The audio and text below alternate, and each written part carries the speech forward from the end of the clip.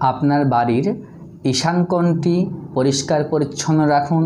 ঈশান কোণে কোনো ডিপ লাল রং বা পিঙ্ক কালার না করে সেখানে হালকা লাইট কালার করুন। নীল বা সবুজ খুব ভালো, অফ হোয়াইট খুব ভালো।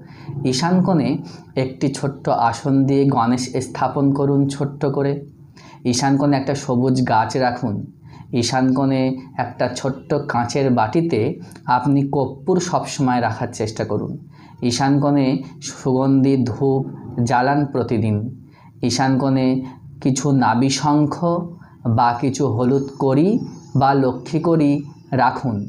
ঈশান কোণে একটি ছোট্ট চন্দনের আঁতর সেখানে সবসময় মুখ খুলে রাখুন, ওই জায়গাটা একটু সুগন্ধি হোক।